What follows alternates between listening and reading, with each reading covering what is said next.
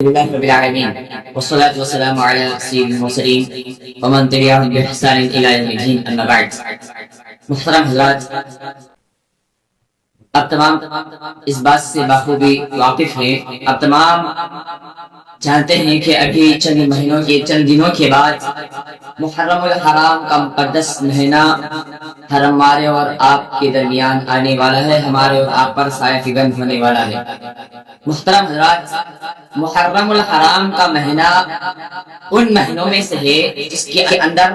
اللہ رب العالمین نے ہر طرح کے لڑائی جھگڑے اور ہر طرح کی برائیوں سے اللہ رب العالمین نے انسان کو روک رکھا ہے. رمضان یہ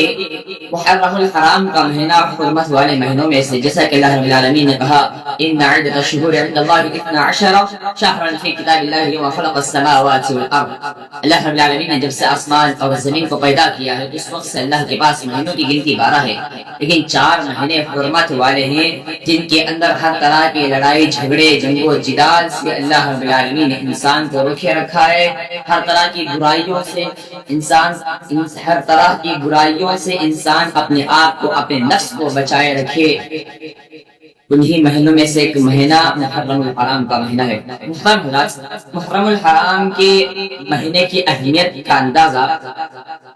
ہم اس حدیث سے لگا سکتے ہیں. صحیح مسلم کی حدیث ہے، راوی حدیث کہتے ہیں کہ اللہ کے نبی صلی اللہ علیہ وسلم، راوی حدیث حضرت عبداللہ بن عباس رضی اللہ تعالی عنہ کہتے ہیں کہ ایک مرتبہ اللہ کے نبی صلی اللہ علیہ وسلم جب مکہ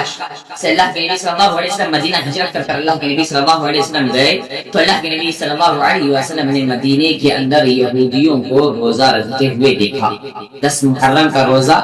رکھتے ہوئے دیکھا تو اللہ کے نبی صلی اللہ علیہ وسلم نے ان یہودیوں سے پوچھا ما هذا اليوم الذي تصومونه، آج کے دن کیا دن ہے، کون سا دن ہے، کیوں آج کے دن تم لوگ روزہ رکھتے ہو؟ تو انہوں نے کہا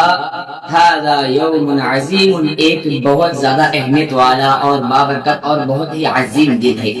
انجى الله موسى وقومه، اللہ رب العالمین نے اس دن کے اندر حضرت موسیٰ اور ان کی قوم کو اللہ رب العالمین نے نجات دی. غرق فرعون وقومه، اور اس دن اللہ رب العالمین نے حضرت موسیٰ علیہ السلام اور ان کی قوم کو نجات دیا اور فرعون اور اس کے لشکر کو اللہ رب العالمین نے دریا کے اندر غرق کر دیا. تو انہوں نے کہا کہ اسی کی وجہ سے بطور شکر ہم آج کے دن روزہ ہیں. تو اللہ کے نبی صلی اللہ علیہ وسلم نے کہا کہ موسیٰ تو ہمارے بھائی ہیں، ہم ان کے بہت زیادہ قریب ہیں. تو اللہ کے نبی صلی اللہ علیہ وسلم نے اپنے اصحاب کو اللہ کے نبی نے روزہ رکھنے کا حکم دیا اور خود اللہ کے نبی صلی اللہ علیہ وسلم روزہ رکھا کرتے تھے. اسی طرح سے اس مہینے کی فضیلت کیا ہے، اس مہینے کے اندر اگر کوئی انسان روزہ رکھتا ہے تو اس کی کیا فضیلت ہے. صحیح مسلم کی حدیث سے اللہ کے نبی صلی اللہ علیہ وسلم کہتے ہیں، صحابی رسول کہتے ہیں کہ اللہ کے نبی صلی اللہ علیہ وسلم سے سئل عن رسول صلی اللہ علیہ وسلم صوم یوم عاشوراء، اللہ کے نبی صلی اللہ علیہ وسلم سے یوم عاشوراء کے روزے کے تعلق سے پوچھا گیا. 10 محرم کے روزے کے تعلق سے اللہ کے نبی صلی اللہ علیہ وسلم سے پوچھا گیا کہ اللہ کے نبی جو عاشوراء کا روزہ ہے، 10 محرم کا روزہ ہے، اس کی کیا فضیلت ہے؟ تو اللہ کے نبی صلی اللہ علیہ وسلم نے کہا یکفر السنۃ الماضیہ، یہ انسان کے 1 سال کے پچھلے گناہوں کا کفارہ ہے. اسی طرح سے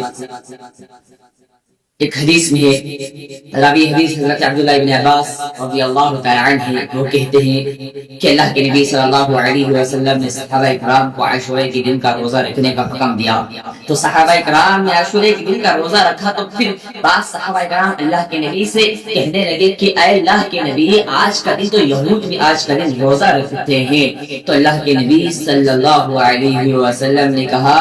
کہ اگر آئندہ سال میں زندہ رہا تو انشاءاللہ 9 تاریخ کا بھی میں روزہ رکھوں گا. گویا کہ ان تمام احادیث سے یہ بات معلوم ہوتی ہے کہ محرم الحرام کا مہینہ، ماہ محرم کا مہینہ بہت زیادہ مقدس مہینہ ہے. اس کے اندر روزہ رکھنے کی بڑی فضیلت ہے. انسان کے 1 سال کے گناہ اللہ رب العالمین معاف کر دیتا ہے. ویسے تو انسان زندگی بھر پوری زندگی انسان کی گناہوں سے بھری ہوئی ہے، پوری زندگی پوری زندگی کا پورا صحیفہ اس کا گناہوں کے اندر بھرا ہوا ہے. یہ اللہ رب العالمین کی جانب سے تو گولڈن آفر ہے, انسان کے لیے سنہرا موقع ہے کہ وہ عاشورے کے روزے کو رکھے اور اپنے گناہوں کی مغفرت کروائے. اور اللہ کے نبی صلی اللہ علیہ وسلم ایک دوسرے حدیث کے اندر اللہ کے نبی نے کہا کہ اگر آئندہ سال میں زندہ رہا تو میں 9 محرم کا روزہ رکھوں گا, 10 محرم کے روزے کے ساتھ ساتھ 9 محرم کا بھی روزہ رکھوں گا, تاکہ اس کے ذریعے سے یہودیوں کی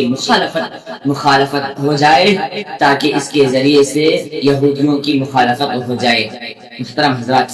بس یہی درس دینا چاہتے ہیں کہ محرم الحرام کے مہینے کو آپ غنیمت جانیں, اس کے اندر روزہ رکھے, اس کے اندر کثرت کے ساتھ نیکیاں کرے, اس کے ساتھ اس مہینے کے اندر اللہ رب العالمین کو راضی کرنے والے عمل کرے, ہر طرح کی برائیوں سے, ہر طرح کی نئی ایجادات سے, ہر طرح کی بدعت سے اپنے دامن کو بچائے رکھے, کیونکہ اللہ کے نبی صلی اللہ علیہ وسلم کہتے ہیں کل بدعت ضلالہ وکل ضلالۃ فی النار, ہر بدعت گمراہی ہے, دین کے اندر کوئی نئی بات کو ایجاد کرنا یہ بدعت ہے, اور ہر بدعت انسان کو نار جہنم کی طرف لے جاتی ہے. اس محرم کے رمضان مبارک کے نکلنے کے بعد کے جو فرض روزے ہیں رمضان کے, ان فرض روزوں کے بعد سب سے زیادہ فضیلت والے روزے نفل روزوں کے اندر محرم الحرام کے مہینے کے روزے ہیں. لہذا آپ اس مہینے کے اندر روزے رکھیں, اور خاص کر عاشورہ کا روزہ رکھ کر اپنے گناہوں کی مغفرت کروا لیں. 9 تاریخ محرم الحرام کی 9 تاریخ اور 10 تاریخ کو ہمیں روزہ رکھنا ہے, کیونکہ اللہ کے نبی صلی اللہ علیہ وسلم کی حدیث سے یہی بات ثابت ہوتی ہے کہ اللہ کے نبی نے کہا کہ اگر آئندہ سال میں زندہ رہا تو 10 محرم کے ساتھ ساتھ 9 محرم کا بھی روزہ رکھوں گا. دعا ہے اللہ رب العالمین سے کہ اللہ تعالی ہم تمام کو محرم الحرام کے مہینے کی اہمیت کو, اس کی افادیت کو, اس کی فضیلت کو جانتے ہوئے اس کے اندر کثرت سے نیک اعمال کرنے کی توفیق عطا فرمائے, اور ہر طرح کی بدعت, ہر طرح کی برائیوں سے اللہ رب العالمین ہم تمام کو بچائے رکھے. جب تک اس دنیا کے اندر زندہ رکھے, کتاب اللہ و سنت رسول پر عمل کرنے والا بنا کر زندہ رکھے.